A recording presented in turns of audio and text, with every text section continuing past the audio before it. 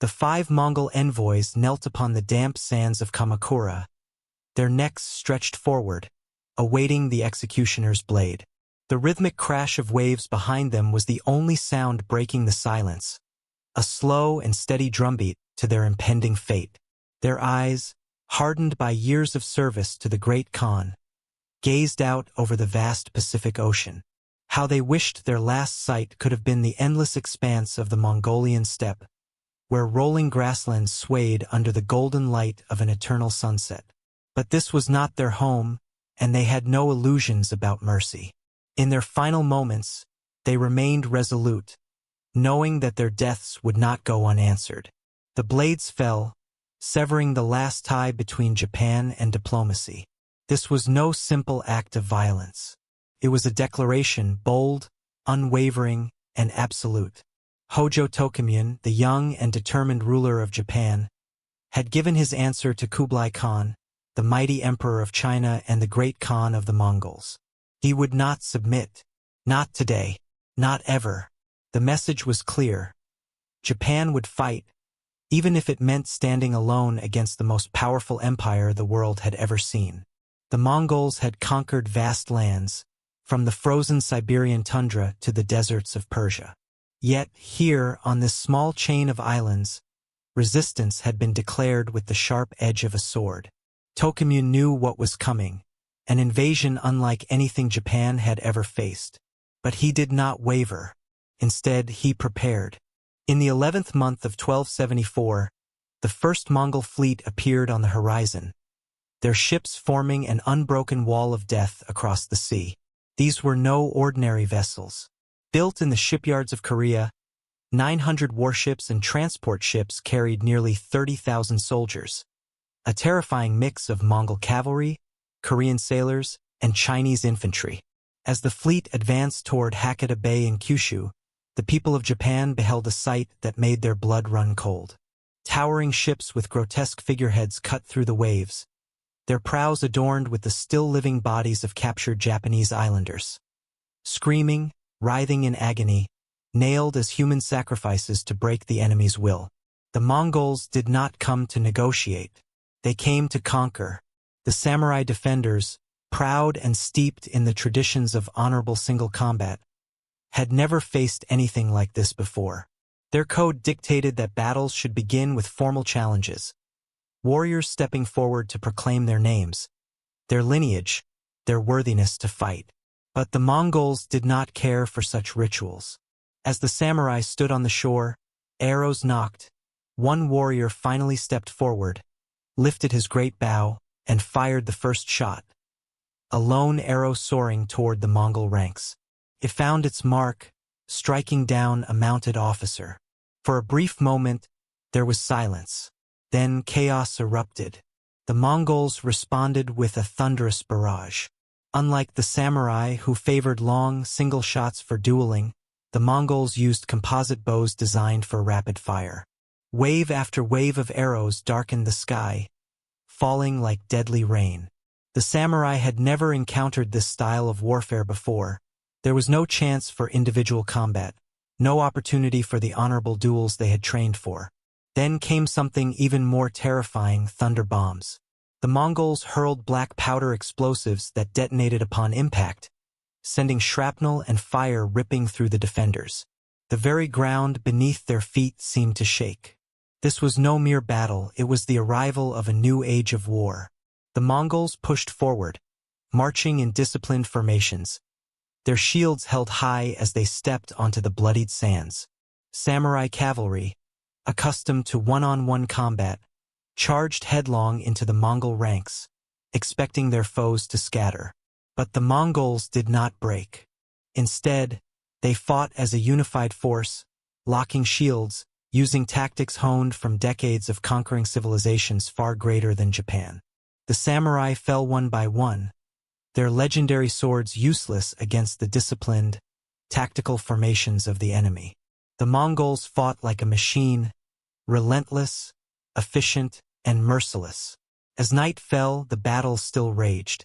The Japanese forces were struggling, pushed back into the hills, preparing for a final stand. Yet, As dawn broke over the horizon, an unbelievable sight awaited them. The Mongol ships had vanished. The invaders had retreated back to sea, disappearing into the mist. Why? Had they feared a counterattack? Had internal strife forced them to abandon their campaign? The truth, as history suggests, was something far more unexpected. A storm. A great typhoon, though not as devastating as the one that would come later, had swept across the bay, damaging a portion of the Mongol fleet. The commanders, fearing the wrath of the sea, made the fateful decision to withdraw. The Japanese were left in stunned disbelief. Had they truly repelled the most feared army in the world? Or had the gods themselves intervened? Regardless of the reason, Hojo Tokimune did not sit idle. He knew that this was not the end. The Mongols would return, and when they did, Japan would not be caught unprepared. He ordered the construction of massive coastal defenses, including stone walls along Hakata Bay to prevent another beach landing. Samurai clans across the land were put on high alert, and battle strategies were revised to counter the Mongol threat.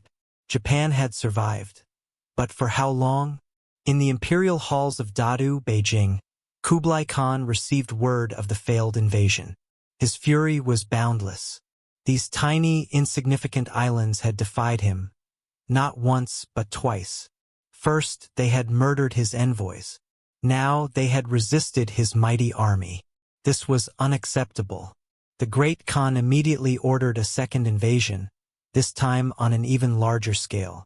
The Mongols would return, not with 30,000 men, but with 142,000. It would be the greatest seaborne invasion the world had ever seen. And this time there would be no retreat. As Japan braced for the inevitable, a sense of uneasy calm settled over the land. The temples rang with prayers, monks chanted sutras for protection, and samurai sharpened their swords. The people whispered of the divine wind that had saved them once before. Would the gods intervene again? Or would the next battle be Japan's final stand? The Mongol shadow loomed once more over the land of the rising sun.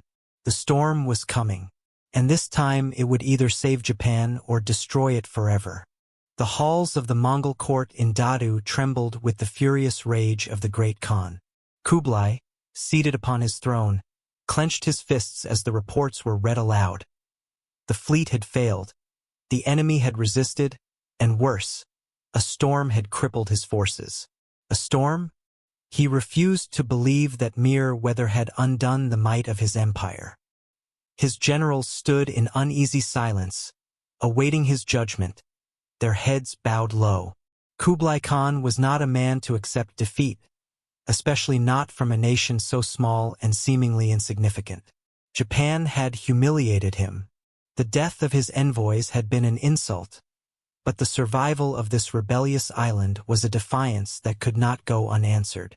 He would return, not with a mere expeditionary force, but with an armada so vast, so powerful, that Japan would crumble beneath its might. This time, there would be no reconnaissance, no chance of underestimation. Kublai Khan ordered the largest seaborne invasion in history, an army of 142,000 men, drawn from every corner of his vast empire.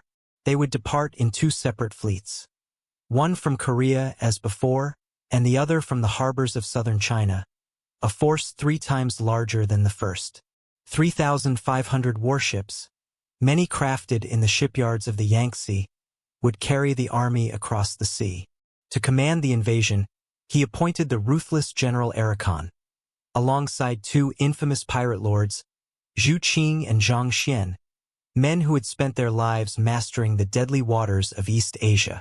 Every lesson learned from the first invasion was put to use. This time, the Mongols would not only land, they would annihilate. Across the sea, Japan braced for the storm. Hojo Tokimune, now older, wiser, and hardened by the years, wasted no time in preparing for the inevitable. He knew the Mongols would return, and he knew that mere bravery alone would not be enough. Along the shores of Kyushu, tens of thousands of workers toiled day and night, erecting stone barriers along the coast of Hakata Bay, designed to prevent enemy ships from making landfall. Samurai from every corner of Japan gathered, their armor gleaming under the sun, their swords honed to razor perfection. Unlike before, they no longer expected an honorable fight. They had seen the Mongol way of war, merciless, coordinated, unrelenting. This time they would be ready. The first sighting of the Korean fleet came in June of 1281. Over 900 ships darkened the horizon, a floating fortress of death. The Mongols, Chinese, and Korean conscripts aboard knew their orders: break through the defenses, establish a foothold, and hold position until the main fleet from China arrived. Their commanders, still remembering the disaster of 1274, hesitated at first. But orders were orders. They descended upon Tsushima and Iki once more, massacring the island's defenders and reducing their settlements to ash. By the time they reached Kyushu, the Japanese were waiting. Unlike in the first invasion, the Mongols found no easy landing at Hakata Bay. The stone defenses forced them to attempt landfall under a hail of arrows and fire. The samurai, once hesitant, now knew how to fight them. Their swift cavalry charges were abandoned in favor of precise night raids on Mongol ships, burning vessels under the cover of darkness and striking fear into the enemy. Day after day, the Mongols tried to land, but were repelled again and again. The standoff continued for weeks, and still the southern fleet had not arrived. Out at sea, disease and famine took hold of the Mongol forces. Cramped aboard their ships, thousands of soldiers fell to plague, their bodies thrown overboard, their morale dwindling. The fleet from China, slowed by storms and poor coordination, had been delayed far longer than expected. It was not until August, nearly 2 months later, that the full force of the Mongol war machine finally gathered off the shores of Japan. Now the real battle was about to begin. Now the invasion would be unstoppable. On August 15th, the Mongols prepared for their final assault. This was the moment they had waited for. The full might of their army, the sheer weight of their numbers, would finally bring Japan to its knees. The winds were calm, the sea smooth, the air thick with tension. The samurai prepared for their last stand, watching from the shores as the vast enemy fleet began its approach. Then, as if the heavens themselves had been watching, the sky darkened. A distant rumble rolled across the sea. The wind began to rise, the waves churning in sudden, unnatural fury. The Mongols had no warning, no time to retreat. The storm erupted from the sky, screaming across the ocean like an avenging god. What began as a strong gale soon turned into a typhoon of biblical proportions. The wind howled with rage, waves rose as tall as mountains, and rain lashed the decks of the Mongol ships. The mighty fleet, the greatest invasion force in human history, was torn apart in a single night. Ships splintered like twigs, entire crews were swallowed by the abyss, their cries drowned beneath the roaring tempest. The southern Chinese fleet, the core of the invasion, was completely obliterated. Over 100,000 men were lost to the sea, their bodies washing up on Japanese shores for days after. Those who survived found themselves stranded, their weapons lost, their will to fight shattered. The samurai, sensing divine intervention, descended upon the survivors without mercy, cutting down any Mongol who crawled from the wreckage. As the sun rose over Kyushu, the waters were still once more. The Mongol threat was gone. Japan had been saved, not by might alone, but by the intervention of something far greater. The people called it the Kamikaze, the divine wind. To them, it was proof that their gods protected the land. To Kublai Khan, it was an unfathomable disaster. His dream of conquering Japan had been reduced to driftwood and corpses. The Mongols would never return. The great empire that had stretched across the world, that had shattered kingdoms and rewritten history, had met its limit. Japan had stood where so many had fallen. It had not only survived, it had forged an unbreakable national identity, one that would shape its destiny for centuries to come. The The samurai who had fought and bled on the shores of Kyushu were no longer just warriors. They were the defenders of the sacred land of the rising sun. Even centuries later, the Kamikaze would remain in the hearts of the Japanese people. They would remember the day the winds rose in their favor, the day the heavens themselves turned against an unstoppable empire.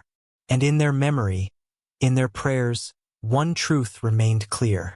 Japan was meant to endure. The blood-soaked sands of Dan-no-Ura bore silent witness to the end of an era. The waves carried away the bodies of warriors, nobles, and even an emperor, marking the final chapter of the Taira clan's rule. On the losing side of the battle, the 6-year-old Emperor Antoku, carried in the arms of his grandmother, was cast into the sea, a final, desperate act to prevent him from falling into enemy hands. The imperial regalia, symbols of divine authority, sank with him into the deep. The once mighty Taira, who had ruled from Kyoto with an iron grip, were no more. Their banners, which had flown high in the capital for decades, were now nothing more than relics of a forgotten power. The Minamoto had won. But victory was only the beginning. With the Taira vanquished, Minamoto no Yoritomo stood at the precipice of history. He had emerged as the supreme military force in Japan, but mere conquest was not enough. He sought absolute power. He had watched the Taira fall not because they lacked strength, but because they had overstepped. They had ruled like nobles, indulging in courtly politics, forgetting that true power was not in Kyoto's palaces but in the swords of warriors. Yoritomo was determined not to repeat their mistake. He would not simply take power, he would reshape Japan itself. Instead of claiming the throne or ruling from Kyoto, Yoritomo made a radical decision. He established his base of power in Kamakura, far from the imperial court. It was an unprecedented move, signaling that the age of aristocratic rule was over. Kyoto would remain the cultural and spiritual heart of Japan, but it would no longer hold the reins of power. Yoritomo would rule from the east, where warriors had long thrived, unburdened by the decadence of the capital. This marked the birth of a new government, a government not led by an emperor, but by a military dictator, the shogun. In 1192, Minamoto no Yoritomo was formally granted the title of Sei Taishogun, or Great General who subdues the barbarians.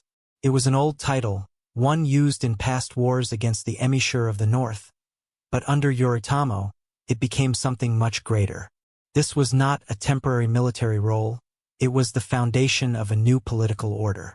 The emperor still sat on his throne in Kyoto, but his power was now ceremonial, his rule a mere formality. True authority rested in Kamakura, in the hands of the shogunate. The creation of the Kamakura shogunate changed Japan forever. Unlike the aristocratic Heian court, which had ruled through bureaucracy and noble lineages, the shogunate was a government of warriors. Land was now granted based on military service rather than birthright. The once mighty noble families of Kyoto found themselves overshadowed by samurai lords, men who had proven their worth on the battlefield rather than in courtly poetry contests. It was a revolution, and yet, to the common people, life remained largely the same. The rice fields still needed tending, taxes still had to be paid, and the emperor still sat in his distant palace. But beneath the surface, Japan had been reborn. This new order, however, did not come without blood. Yoritomo's rise to power was marked by betrayal, paranoia, and the systematic elimination of all threats, even within his own family. His half-brother, Minamoto no Yoshitsune, the brilliant general who had won the decisive battles against the Taira, found himself branded a traitor. His crime? Being too popular, too beloved, too dangerous to Yoritomo's rule. Yoshitsune fled, seeking refuge in the north, but the shogun's reach was long. Hunted down, he was forced to take his own life, a tragic end to a hero who had once been Japan's greatest warrior. Yoritomo, for all his cunning, did not enjoy his victory for long. In 1199, just 7 years after being named shogun, he died suddenly in a riding accident. Some whispered of assassination, others of divine punishment, but the truth remained uncertain. His death left a power vacuum, and with it, the seeds of future conflict. His sons were too weak to maintain control, and soon, power passed into the hands of the Hojo clan, the family of his wife, Masako. Though they never took the title of shogun, the Hojo ruled from behind the scenes, manipulating figurehead leaders for generations to come. The Kamakura shogunate would endure, but the dream of a Minamoto dynasty was already fading. The samurai had taken power, but power was never easily kept. Japan had entered the age of military rule, an era that would last for centuries, but as the Mongol shadow loomed on the horizon, the question remained. Would this new government be strong enough to withstand the storm? Far from the war councils of Kamakura and the noble halls of Kyoto, a woman rode into battle, her long black hair flowing behind her like a standard in the wind. Her name was Tomo Guzan, and she was no mere noblewoman. She was a warrior, a samurai who had fought alongside the Minamoto, cutting down enemies with the same precision as any man. In an age where women were expected to remain in the shadows, Tomo rode boldly into history, proving that the way of the sword was not limited by gender. Tomo was not alone. Throughout Japan's early history, women of power and influence had shaped the battlefield as much as the court. From the legendary Queen Himiko, who ruled through sorcery and diplomacy, to Empress Jingu, who led an invasion of Korea, Japan had never been without its warrior women. But as the samurai class solidified its dominance, the roles of women began to change. The rise of the samurai was not just about warriors and swords, it was about a new way of life. The Heian aristocracy had ruled through poetry, intrigue, and marriage alliances, but the samurai ruled through duty, loyalty, and steel. A new code emerged, an unwritten set of rules that would define Japan for generations to come. Bushido, the way of the warrior, was born. Bushido emphasized loyalty above all else. A samurai was expected to serve his lord without question, to fight without hesitation, and to die without regret. Honor was worth more than life, and a samurai who failed his duty could atone only through seppuku, the ritual act of taking one's own life with a blade. This strict code of conduct set the samurai apart from other warriors of the world. They were not mere mercenaries or soldiers for hire, they were servants of a higher cause. This new warrior class redefined Japan. Land was no longer held by nobles who had never seen a battlefield, but by those who had proven themselves in war. Castles began to dot the landscape, fortresses from which samurai lords ruled their domains. Training schools for swordsmanship and archery became sacred spaces where the next generation of warriors was forged. The katana, the curved blade of the samurai, became not just a weapon, but a symbol of their soul. Yet, even in this new world, Tomo Guzan stood apart. She fought in an era where warlords sought to reshape Japan, where the very foundations of power were shifting.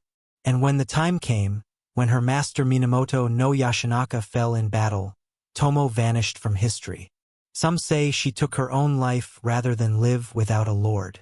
Others claim she cast aside her sword and lived out her days as a nun. But one thing is certain, her legend lived on. As Japan entered the era of the shogunate, samurai culture had taken root, shaping the country's destiny for centuries to come. The Age of Warriors had begun, and in its wake, Japan would never be the same again. The court of Heian-kyo shimmered in the golden glow of lanterns, its corridors filled with the delicate strains of the biwa, the soft murmurs of poetry, and the rustling of silk robes as nobles glided through the vast imperial palace. This was not a world of warriors and bloodshed but of refinement and culture, where power was measured not in swords but in words, not in conquests but in grace and intellect. The capital, now known as Kyoto, was the heart of an era that would be remembered as Japan's golden age, a time when beauty, poetry, and artistic expression reached heights never seen before. At the center of this world was Emperor Kammu, who had moved the imperial court to Kyoto in 794 to establish a permanent capital, free from the influence of Buddhist monasteries that had grown too powerful in the previous city of Nara. Unlike the later shoguns, Kamui and his successors were not warriors but patrons of art, literature, and spirituality. Under their rule, the aristocracy flourished, creating a society unlike anything the world had ever known. Refinement was everything. A noble's status was determined not by wealth or land but by their skill in writing poetry, their taste in perfumes, the way they arranged their robes, and the eloquence of their letters. Among the women of the court, one figure would change history forever: Murasaki Shikibu, a lady-in-waiting to Empress Shosher. In the dim glow of candlelight, she dipped her brush into ink and began composing what would become the world's first novel, The Tale of Genji. More than just a story, it was a masterpiece, a window into the world of court life, capturing the beauty, intrigue, and heartbreak of the Heian era. In its pages, she painted a world where love was fleeting, where the seasons changed like emotions, and where even the most powerful noble was helpless against the passage of time. But not all in Heian Japan lived in this dreamlike existence. Outside the palace walls, the world was changing. While the nobles wrote poetry about cherry blossoms, the provinces grew restless. Samurai families, once mere provincial enforcers, were growing in power. The elegant courtiers of Kyoto saw them as uncultured brutes, men of war who knew nothing of beauty or philosophy. But what they failed to see was that the samurai were the future, and their time was coming. Despite the aristocracy's obsession with aesthetics, Heian society was deeply hierarchical. Women of noble birth were educated, wrote poetry, and engaged in politics behind the scenes. Yet their lives were confined to the court, their faces often hidden behind screens. Marriage alliances determined power, and intrigue was the true currency of the court. The Fujiwara clan, the true power behind the throne, mastered the art of political maneuvering, marrying their daughters into the imperial family to ensure they remained the real rulers of Japan. Yet beneath this elegant surface, cracks were forming. The imperial court, so focused on art and poetry, had neglected the provinces. Taxes went unpaid, roads fell into disrepair, and famines struck the countryside. Bandits roamed unchecked, and the once glorious Heian order began to crumble from within. The samurai, long dismissed as mere provincial enforcers, were beginning to step into the power vacuum left by the fading influence of the aristocracy. As the court continued its lavish existence, a new force was rising beyond Kyoto's walls. Samurai clans, hardened by years of warfare, were beginning to turn against their noble overlords. The capital remained oblivious, wrapped in silk and poetry, blind to the approaching storm. The golden age of Heian Japan was drawing to a close, and the age of warriors was about to begin. When the samurai finally came, they came not with poems and perfumes but with steel and fire. The Heian aristocracy had ruled for centuries through words and elegance, but in the end, it was the sword that would decide Japan's future. The rise of the warrior class was inevitable, and the once glorious court of Kyoto would never be the same again. The great ships set sail from the port of Naniwa, their banners fluttering in the wind, their hulls heavy with gifts for the mighty emperor of China. Aboard them were not just merchants and envoys but scholars, monks, and officials, men who would bring back knowledge that would shape Japan for centuries. The destination was the most magnificent city in the world, Chang'an, the capital of the Tang dynasty, the center of civilization, where wealth, wisdom, and power converged.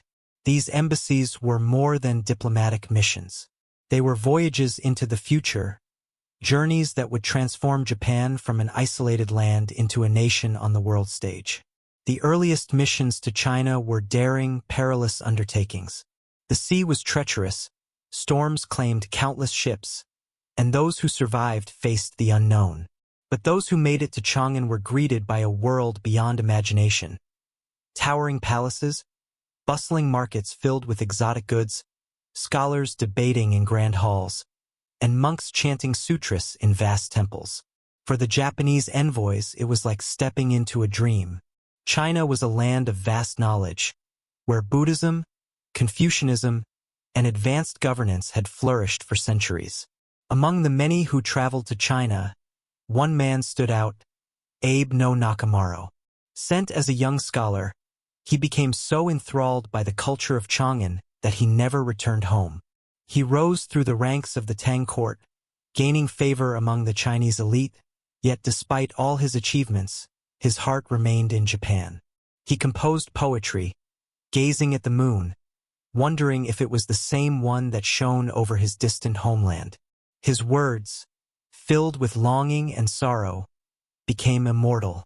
When I look up into the vast sky tonight, is it the same moon that I saw rising from behind empty Mikasa at Kasuga Shrine all those years ago? Through these embassies, Japan absorbed countless innovations. From China came Buddhism, written language, political structures, and architectural advancements. The imperial court modeled its government on the Great Tang bureaucracy. Buddhism took deep root in the culture, and even the way cities were built changed forever. The very idea of an emperor as a divine ruler was inspired by China's Son of Heaven. Yet, as time passed, Japan began to forge its own path. The embassies, once frequent, began to slow. In 894, they ceased entirely as Japan turned inward. The lessons had been learned, and now, rather than following China, Japan sought to develop its own unique identity. The writing system evolved into hiragana and katakana, uniquely Japanese scripts. Buddhism blended with native Shinto beliefs, creating something distinct from its Chinese origins. And most importantly, Japan had learned that while China was mighty, it was not invincible. As Japan entered a new era, the knowledge brought back from China would serve as the foundation for centuries of progress. But the age of learning was over. The age of war was coming. The once peaceful land that had flourished under Heian rule would soon be consumed by blood and steel, and the warriors who had once been mere enforcers of noble will would rise to claim power for themselves. The embassies had brought wisdom, but wisdom alone could not stop what was coming. The samurai were ready, and soon Japan would be changed forever. The forests of the north whispered with the sounds of hooves pounding against the earth, the sharp twang of bows releasing arrows, and the battle cries of warriors who refused to kneel. These were the Emishi, the last free people of Japan, who had resisted the expanding rule of the Yamato court for centuries.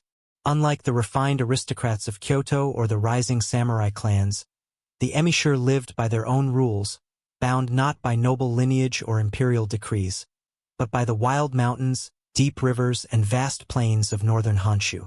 They had survived for generations, but now, their way of life was under siege. The Yamato rulers had long viewed the Emishi as barbarians, outsiders who refused to submit to imperial control. To the court in Heian-kyo, they were obstacles to expansion, uncivilized and warlike people who clung stubbornly to the old ways. But to the Emishi, the imperial government was a distant threat, an entity that sought to impose foreign rule on a land that had never belonged to them. The Emishi had no great cities, no elaborate temples or palaces, but they had something the imperial army did not: fierce independence and unmatched skill as horsemen and archers. War between the Emishi and the imperial forces was not a single conflict but a centuries-long struggle.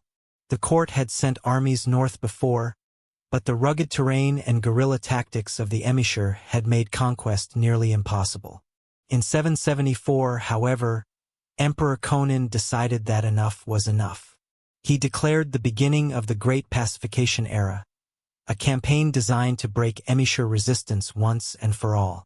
Thousands of imperial soldiers marched north, their ranks filled with conscripts and samurai eager for battle. They expected a swift victory. Instead, they found themselves outmatched, outmaneuvered, and utterly humiliated. The Emishi, led by the brilliant Adarui, refused to fight traditional battles.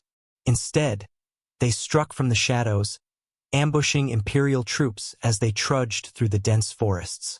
They moved like ghosts, their horses swift as the wind, their arrows striking from unseen vantage points before they disappeared once more.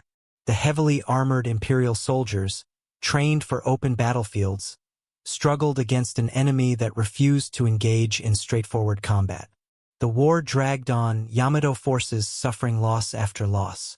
By 789, the situation had reached a breaking point. The court had gathered a massive army, nearly 50,000 strong, and sent it north to crush the Emishi once and for all. But Adarui was waiting. He and his warriors lured the imperial troops across the Kuromo River, leading them into what seemed like a final battle. As the samurai advanced, believing victory was at hand, Adarui's cavalry descended from the hills like a thunderstorm. The imperial forces panicked. Hundreds drowned in the river, trampled by their own retreating soldiers. It was one of the greatest defeats the Yamato had ever suffered. But even great warriors cannot hold back an empire forever. The tide eventually turned, not through military conquest, but through politics and assimilation. By 811, Adarui had been captured and brought before the court. Some samurai, including the famed Sakanu no Tamuramuro, recognized his brilliance and urged the emperor to spare him. But the court wanted no more trouble. Adarui was executed in Kyoto, his death marking the symbolic end of Emishi independence. Even so, the Emishi were never truly defeated. Many were absorbed into Japanese society, their skills as warriors shaping the future of the samurai class. Others fled further north, where their descendants, the Ainu people, would continue to live free for centuries to come. Though the Emishi name faded from history, their legacy endured, a people who fought for their land until the very end. The sun rose over the city of Haijokyo, casting golden light upon the palace rooftops, the grand avenues, and the bustling markets. But despite its beauty, the city was restless. Haijokyo, once the pride of the empire, had become a nest of corruption, its officials more interested in personal gain than in ruling justly. Buddhist monasteries, once places of peace and learning, had grown powerful, their influence creeping into politics. The emperor, weary of the old capital's decay, made a bold decision: Japan would have a new center of power. The search for a new capital was guided by more than just politics. The ancient Chinese practice of feng shui played a role, determining where the land's energy would be most favorable. After careful selection, a site was chosen. A place where rivers flowed in harmony with the mountains, where nature itself seemed to welcome the birth of a new era. In 794, the construction of Heiankyo began, a city that would later become known as Kyoto. Kyoto was designed to be a city of order and elegance, modeled after the grand capital of China, Chang'an. Its streets were laid out in a precise grid, its palaces and temples carefully positioned to reflect cosmic balance. At the heart of the city stood the imperial palace, a symbol of divine rule. The great avenues led to bustling markets where merchants sold silk, tea, and exotic goods from across Asia. Poets, scholars, and courtiers gathered in hidden gardens, composing verses about the fleeting beauty of cherry blossoms and the melancholy of autumn rain. For centuries, Kyoto would be the beating heart of Japan. It was the city where emperors were crowned, where art flourished, where the refined culture of the aristocracy reached its peak. It was in Kyoto that Prince Shotoku's dream of a unified Japan began to take shape. It was in Kyoto that the world's first novel was written, that music and dance evolved into forms that would last for 1,000 years. But beneath its surface, Kyoto was also a city of intrigue and ambition. The great noble families, particularly the Fujiwara clan, maneuvered for control, using marriage alliances and courtly politics to shape the empire's future. While emperors sat upon the throne, it was often the Fujiwara regents who held the true power, their influence stretching across generations. Yet for all its beauty and refinement, Kyoto was ill-prepared for the changes to come. As samurai power rose, the capital, so focused on art and poetry, found itself increasingly irrelevant. The imperial court, accustomed to luxury and ritual, had grown detached from the realities of warfare and governance. When conflict finally came, Kyoto, for all its grandeur, could do little to stop it.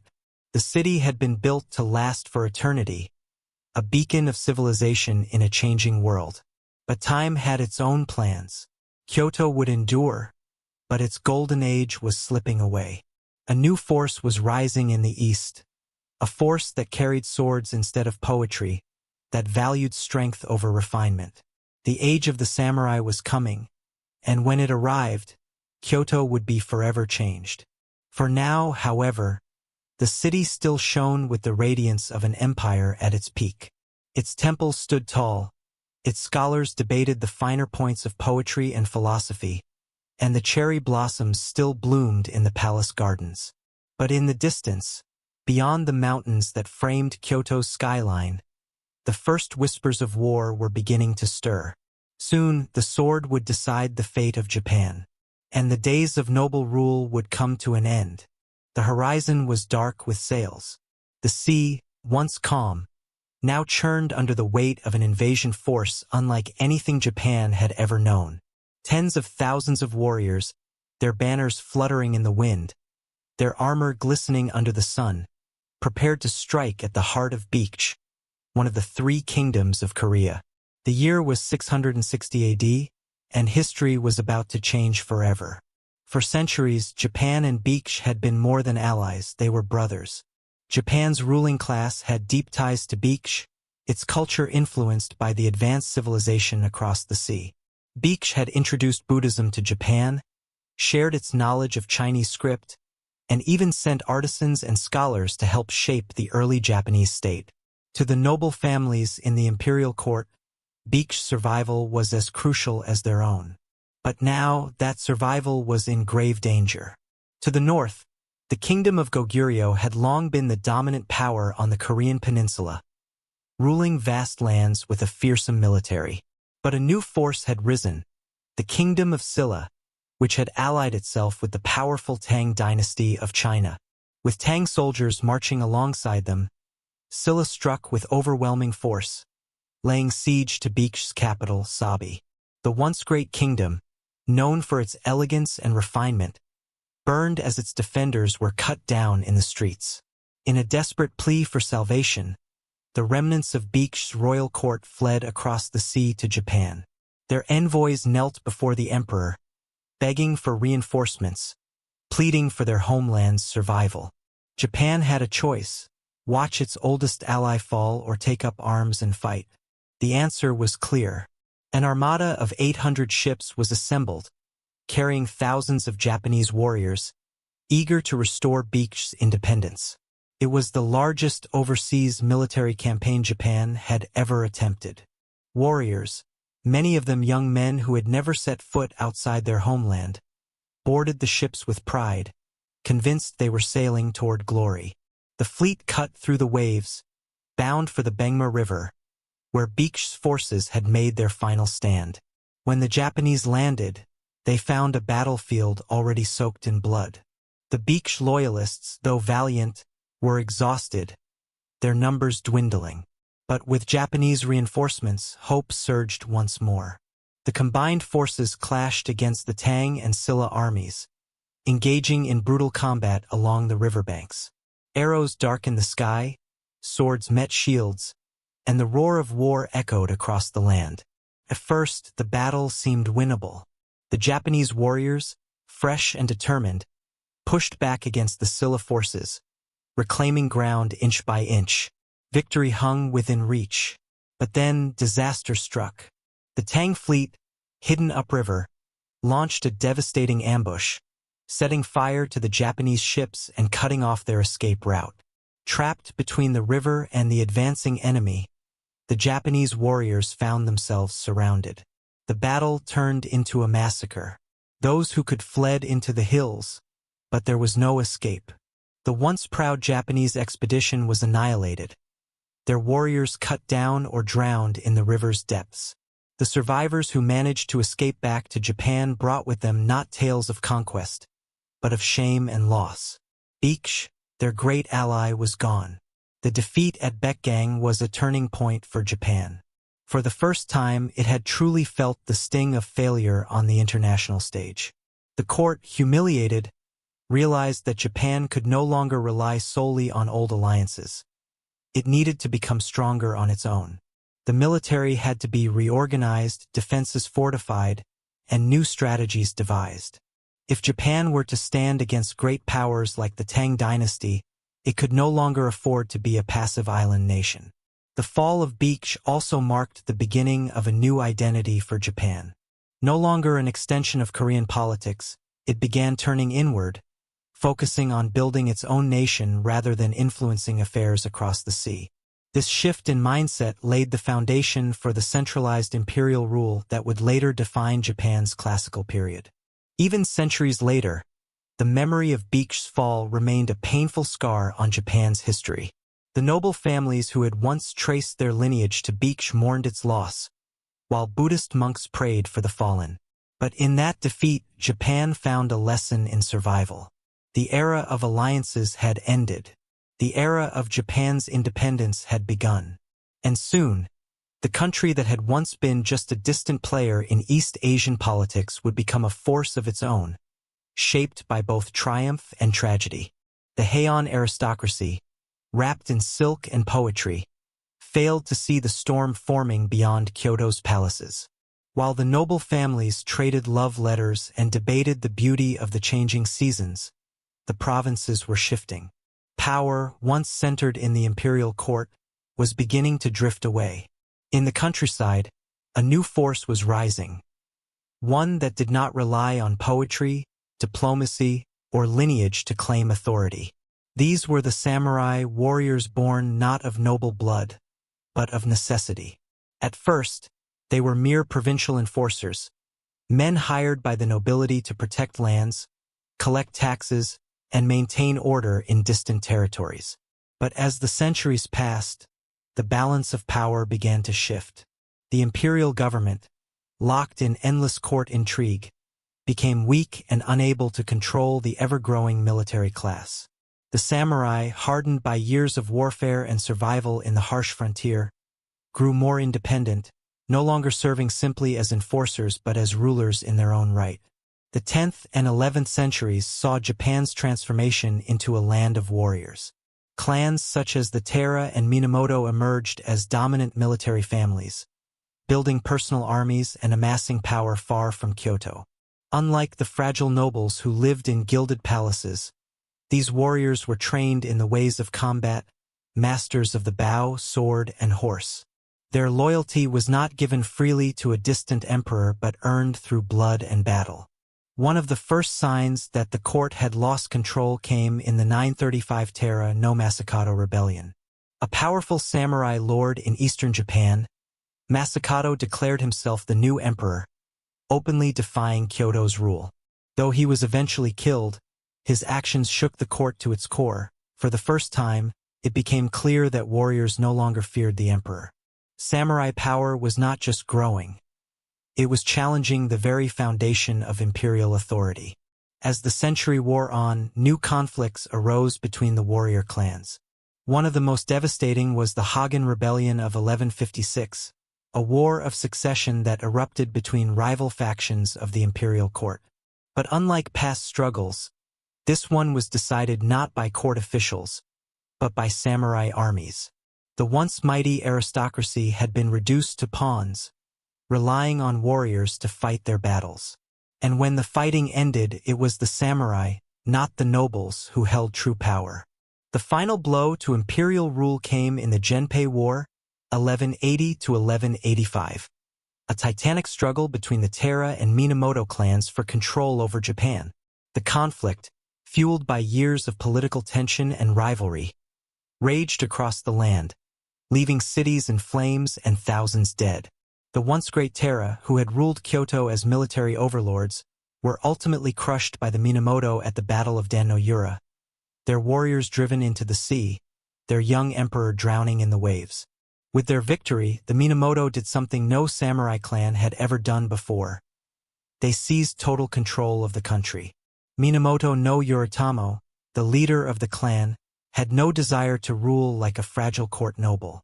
Instead, he established the Kamakura shogunate, the first true samurai government in Japan.